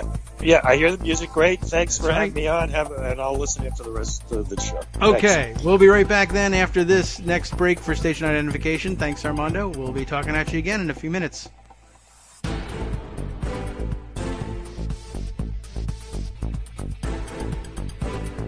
We're back now with the Kagro in the Morning Show here on Netroots Radio. We left off after speaking with Armando with the question in mind, who is the cleanest cabinet secretary? And it's actually a difficult question to answer. I mean, I don't think we're going to get to a clean person, but as we were mentioning, the least dirty. And it got me to thinking, I'm really going to have to like Wikipedia up the cabinet and go methodically through it and see if I can land on somebody. And I think the best guess out there was what Armando said. It was probably one of the generals or former generals, because they just have the least opportunity, having served in a formal setting, the least opportunity to rack up, graft, etc. I mean, I guess I suppose you could shift gears a little bit and hold the various war-making exercises against them, although that's what they're supposed to be doing. And it doesn't evidence what we think of as corruption in the traditional sense. But if you are a pacifist or otherwise activist against war in general, you might take offense at calling the generals the cleanest of the bunch. I'll just throw that out there. But I think in terms of economic-based graft that they have pocketed personally, there's probably the least opportunity for them to have done that. But then again, Flynn has showed us how quickly you can flick that switch off and start cashing in as a spy for hire. So we do have a problem. Of course. So we're going to go down. I guess they've ranked the departments. Maybe I don't know whether this is like in order in terms of generalized importance or line of succession. I'm not really sure, but here's how we start. Secretary of State, of course, Rex Tillerson. Hard to call him a clean guy, being that he is buddy, of course, with Putin and having been the head of ExxonMobil. But so I'm sure that he's got a lot of exposure to graft and has personally benefited along the way from doing it, but not in as what should we say? Fabulous, not to the fabulous scale that some of the others have done it, but certainly he's raked in plenty and hasn't been particularly clean in doing it. But we'll move on. Secretary of Treasury Steve Mnuchin, we have dismissed him outright. Of course, he's got his own problems. Secretary of Defense, which is Mattis, I guess, is the first one to come up in terms of, well, okay, I don't know if of any particular circumstance in which he's been accused of personal wrongdoing. So I guess we're probably okay on that one, and that really ends the inquiry pretty quickly. I'm going to just scan. I mean, I guess I'll use as a benchmark here, if Wikipedia has a section about ethics complaints for you, you've got a problem, and I don't see anything like that listed for him. I'm certain that there could be personal critics out there who could come up with something, but it's not there in my initial review. I'm giving every benefit of the doubt to every one of these people that you can, and that's about the lowest bar you could be asked to clear. Of course, that same bar would, of course, entrap, let's say, Barack Obama, who there would be not ethics complaints necessarily, but controversies about, and he will have been accused of various bits of wrongdoing, most of which are easily dismissed by, at least by partisan Democrats,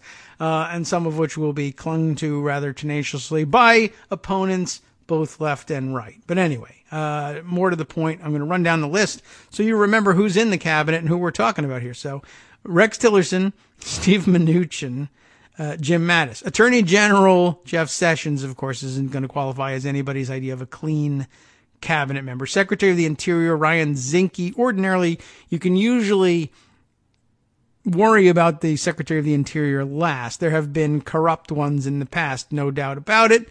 But Zinke has ruined that right out of the box with his travel and other shenanigans. Secretary of Agriculture. It took me a while to remember who is that. Anyway, it's Sonny Perdue, and he's not, egregiously corrupt, but he does have a history of ethics complaints. According to Wikipedia. Wikipedia tells me that during his governorship, the Georgia State Ethics Commission received 13 complaints against Perdue. The State Ethics Commission ruled against Perdue twice, finding that he took improper campaign contributions from donors including SunTrust banks, and that he had improperly used one of his family's business airplanes on his campaign, for which the commission unusually fined the sitting governor. So we've got that going for us, which is nice. Secretary of Commerce, of course, is Wilbur Ross. We know all about him. Secretary of Labor, that's another one that I had to think a little bit about. That's Alex Acosta, and he's got some issues in his background as well. I recall reading stories about him in the past. Of course, his agreement to dismiss certain pending cases that were against notorious defendants, like including who's the billionaire guy that both Donald Trump and Bill Clinton were said to have been palling around with, who was the guy who eventually ended up convicted of some child molestation charges. Jeffrey, what was his last name? I can't even recall now. There's so many disgusting, filthy people out there who get themselves involved in situations like that. But it was said that as prosecutor in the case that he went easy on the guy. Although, I guess since we're really talking about like full-on, absolutely horrific, corrupt individuals, he's among the lesser figures here. The Secretary of Health and Human Services, of course, is Tom Price. We know about him and his insider trading. Housing and Urban Development, Ben Carson hasn't been particularly active in the graft area, but he has been putting, as Armando alleges, lots of friends and relatives on the payroll. So there's that. Secretary of Transportation, Elaine Chao, just doing her typical stuff, benefiting from some shady shipping practices in her past. Not the worst of the corrupt bunch, but she's not clean. Secretary of Energy, who's that? I can't even remember anymore. Let's have a look. Oh yeah, right, Rick Perry. Well, we know his background too. Not a huge corruption guy necessarily, at least in office as Secretary of Energy, but lots of questions raised about his practices in campaigning and use of private planes, and of course the naming of his ranch. Back in the day. Secretary of Education, Betsy DeVos, I think, qualifies among the top of our graft group in her background, although she's paying for her own private jet transportation, so that's a nice thing. Secretary of Veterans Affairs, I think I've already forgotten who that is, David Shulkin. Well, you know what? He may be on the bottom of the list there, along with General Mattis, just in terms of his name just hasn't come up with respect to corruption, I don't think. Although, I mean, has there been some? Yes. Did he just recently have the issue with his personal travel through Europe and taking cruises and whatnot while he was that him? I don't know if that will have, but it's so obscure that I don't even know if that will have made Wikipedia or by this point. And those things usually get updated minutes after a story breaks. Is that who we were talking about? Shulkin? It's very obscure. What was going on? Secretary of Homeland Security, of course, himself. Well, you know what? That was Mattis, and now I guess is it empty? Is it vacant? I think so at the moment, because no one was appointed to replace him. Also on the cabinet, by the way, the U.S. Trade Representative. That's not really often thought of, and I don't think we have a current U.S. Trade Representative. We have an acting trade representative, but for an administration that says they value trade so highly, you'd think that maybe they would appoint somebody. The Director of National Intelligence also sits on the cabinet. That's Dan Coates. I'm sure having served as long as he did in the Senate, there are some ethics complaints somewhere, although Dan Coates not a name that raises the specter of corruption first and foremost. Ambassador to the United Nations, Nikki Haley, same story, I would say there. OMB is sitting on the cabinet as well. As we know, that's Mick Mulvaney. So, I mean, there are some players who are in contention for least corrupt, I guess. Mike Pompeo at the CIA doesn't, ring huge corruption, major league corruption bells, but, I don't know how you get to the directorship of the CIA and not have done a little bit. EPA administrator, Small Business Administration, McMahon, not particularly clean. And, of course, the EPA, Scott Pruitt, is probably one of the contenders for the top most corrupt guys in the cabinet. Anyway, it's this fierce competition, I guess is what we could say, having surveyed that. So a good topic and a good question for further discussion. Thanks, Armando, for tossing us that one. It really is. It's a tough call. Who is the most corrupt? Another tough call is, what should we be spending our time on for the rest of today? It's really hard to tell what's most important. We've got a week to fill these things out. Let me give you this story because it comes from Marcy Wheeler, who wrote it for the New Republic, and it feels like a story that we ought to be aware of and an early alarm bell.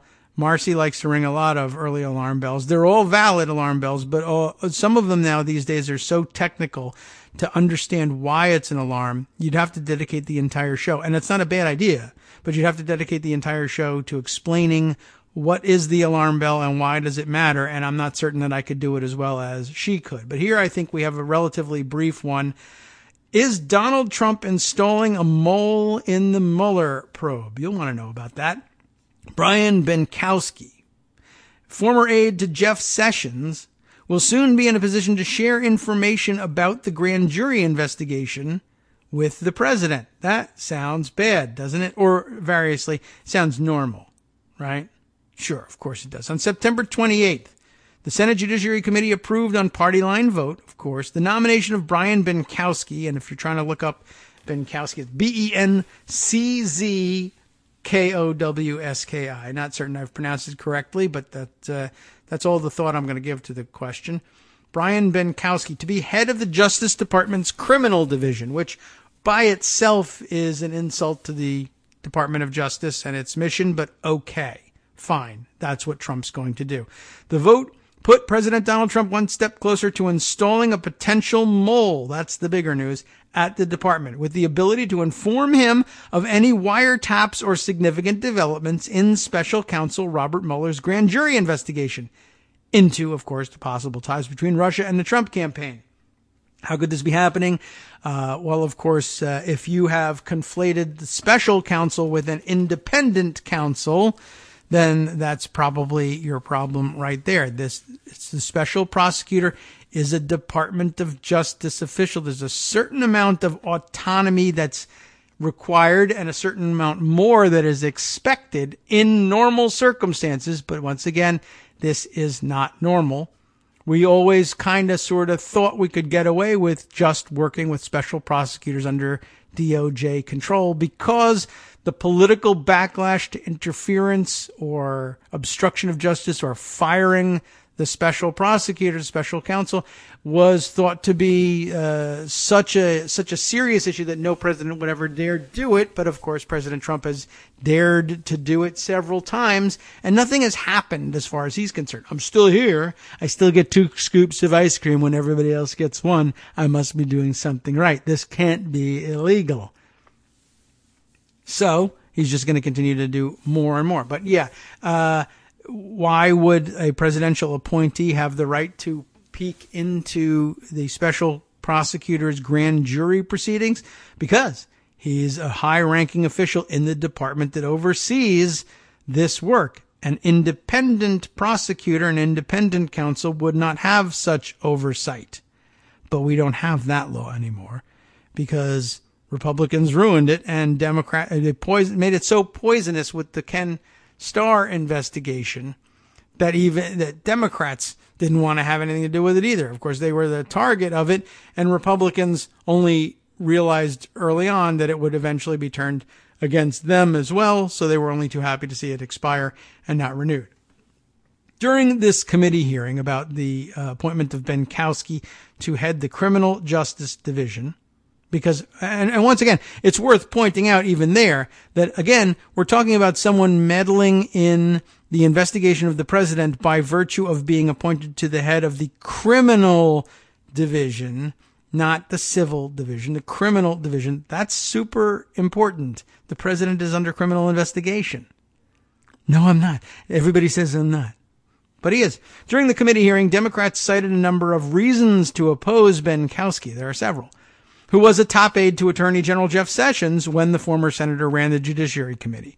Senator Dianne Feinstein noted that Benkowski, a partner now at the firm of Kirkland and Ellis, has no prosecutorial experience and almost no experience in a courtroom. That's usually something you want for the head of the criminal division, although not exclusively necessary. But it is interesting to find at this stage of the game somebody in senior ranks of government in criminal enforcement who hasn't been a prosecutor. Everybody wants to try to be a prosecutor as a stepping stone to this kind of career in politics or in politically appointed office. The fact that you could get there without actually having that prosecutorial experience is a little unusual, but it's not required. That's true. Senator Dick Durbin and others argued that he showed really poor judgment when he chose to, ready for this one, represent Alpha Bank, which of course has been implicated in the Russia scandal, now being investigated by Department of Justice Special Counsel Robert Mueller. He was the counsel for Alpha Bank. Does that make him a really super qualified decision maker of any kind, even if there was no such investigation going on? No, it doesn't. The fact that he would have represented a client under investigation in part in this inquiry raises some red flags, shall we say, and not just because I'm talking about Russia. They're not red anymore, you see. It's true. Anyway, he was a representative of Alpha Bank, which has, of course, been implicated in this scandal between his stint on Trump's transition team and his June nomination to be Assistant Attorney General. So it's not a distant past relationship here. It was between working on transition and his nomination when everybody who was watching the investigation had the name of Alpha Bank on their lips. He said, yeah, I'll represent them. And then I'll move into the criminal division and head up the investigation of these guys. No one will be any the wiser, I'm sure. Alpha Bank, it notes here, came under suspicion after it was discovered that one of its servers had communicated with a server tied to the Trump Organization. By the way, good reminder here, story we didn't discuss, I don't think, to any serious extent on the show, but everyone has noted since the story came out.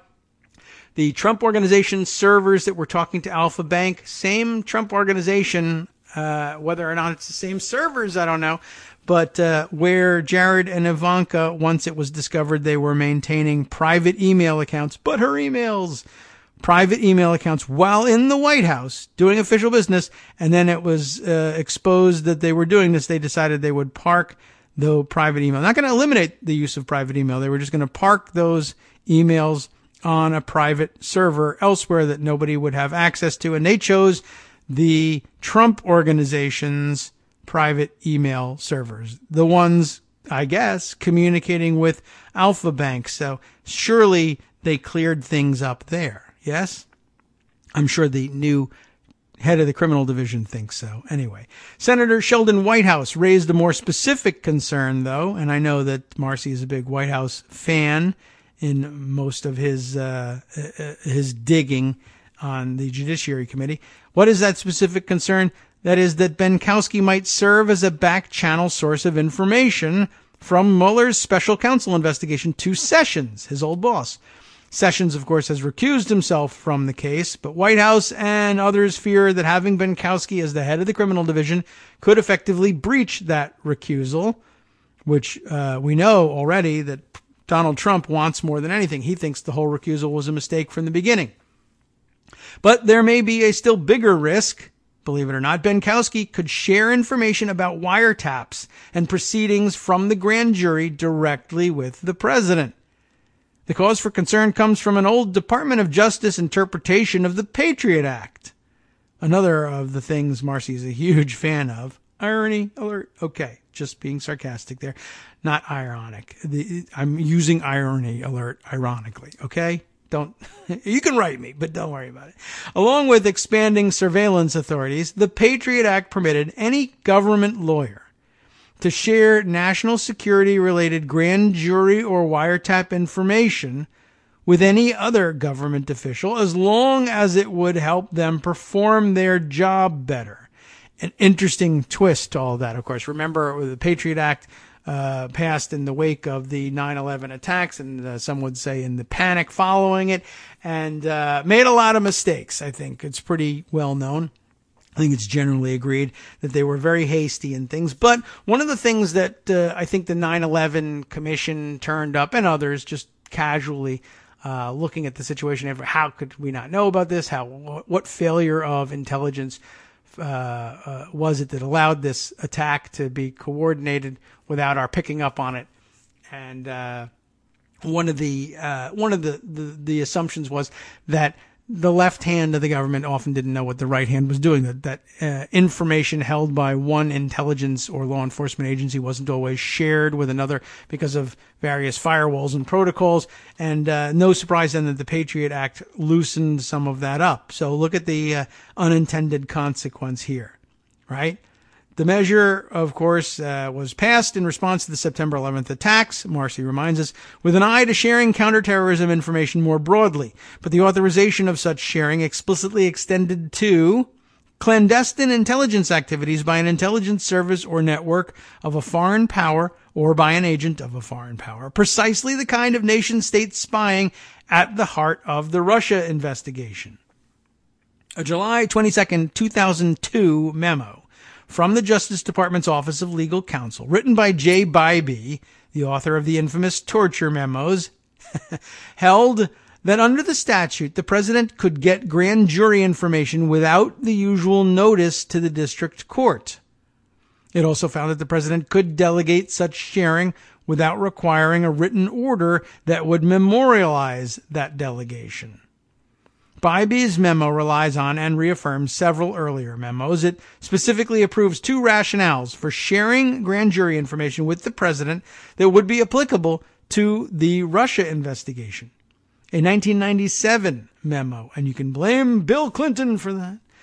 A 1997 memo imagined that the president might get grand jury information in a case where the integrity or loyalty of a presidential appointee holding an important and sensitive post was implicated by the grand jury investigation. And a 2000 memo imagined that the president might need to obtain grand jury information relevant to the exercise of his pardon authority, also a Bill Clinton era thing, and an area in which there was some controversy, as you recall. If you set aside Trump's own role in obstructing the investigation, that's a big thing to set aside, including the firing of former FBI Director James Comey, these rationales are defensible in certain cases. In fact, the Justice Department has already shared information, though not from a grand jury, with the White House for one of these very reasons.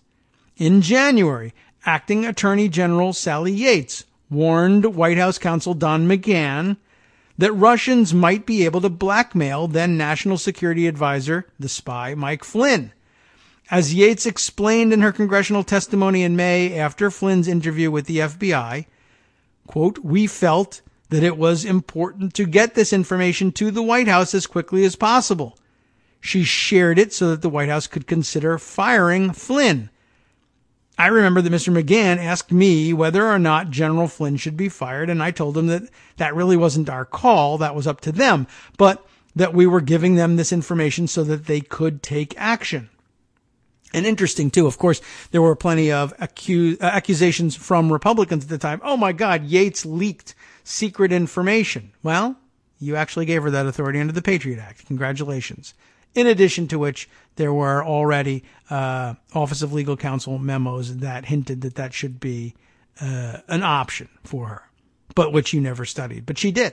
A similar situation might occur now that the investigation has moved to a grand jury investigation if someone remaining in the White House, the most likely candidate now, the president's son-in-law, Jared Kushner, and I'm sure Armando would agree with that, someone like that were found to be compromised by Russian intelligence. In Kushner's case, there are clear hints that he has been compromised, such as when he asked to set up a back channel with the Russians during the transition.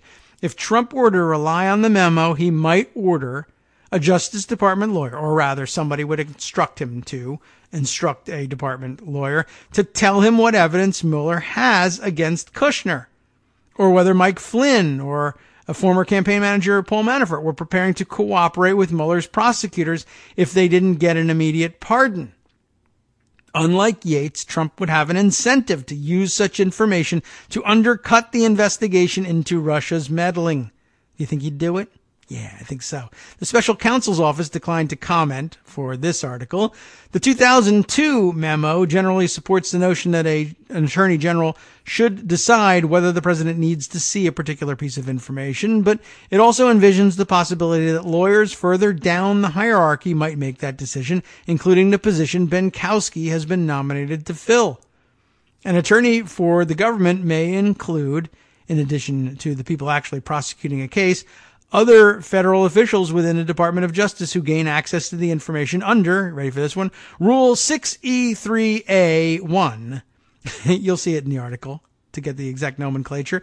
In the performance of their law enforcement duties. For example, the Assistant Attorney General of the Criminal Division. Ta-da! There you are. Furthermore, it asserts that the president may delegate the authority for deciding what grand jury information he might need to know to someone besides the Attorney General. And he'd have to here because he's got an recused Attorney General, though he should be accused as well. And the memo cites an old opinion from the Iran-Contra scandal to argue that the president doesn't have to memorialize any such delegations in writing. He can just say so after the fact. Such a directive may be set forth in a formal executive order, in a less formal presidential memorandum, or pursuant to an oral instruction from the president to the attorney general or other appropriate officials. So Trump could order someone to share information without leaving a paper trail.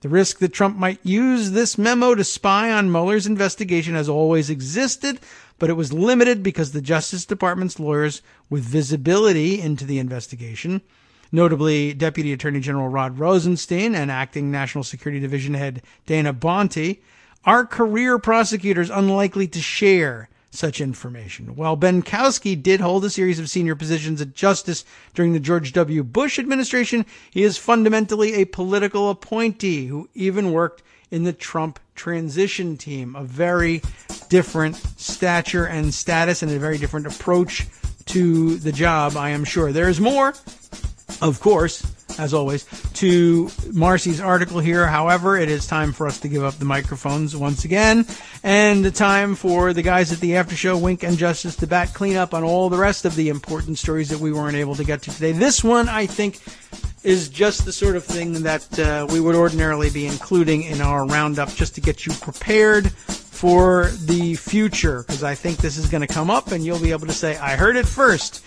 on Kagro in the Morning, even though it was Marcy Wheeler who wrote it, but you heard it first because she doesn't read her articles to you out loud like I do. See, just being technically correct here and all this. All right, lots to get to in the rest of the week. Still have those other listener contributions that I must work into the beginning of the show sometime soon. They're not that long. They deserve their day, and it's time they got heard. But in the meantime, it is now, the music tells you, time to turn it over to the after show. Here's what they've got for you. Colin Kaepernick's NFL collusion lawsuit is to be centered on Trump's influence over the league's owners. Wow, some interesting confusion in that, too. Fusion GPS, the firm behind the explosive Trump-Russia dossier, blasts Devin Nunes and refuses to comply with his subpoena. And researchers uncover a flaw that makes every single Wi-Fi router vulnerable to hackers. That impacts you. From Daily Kos Radio on netrootsradio.com. You have been listening to the Kagro in the Morning Show with David Waldman. Good news for the last half of the after show. Chris Reeves is back, this time for a discussion on local media's inability to use the word exonerated when reporting on a black man released from prison after 23 years wrongfully convicted of murder. I think that's the correct term. See if you can fit into your reporting. More after this. Stay tuned.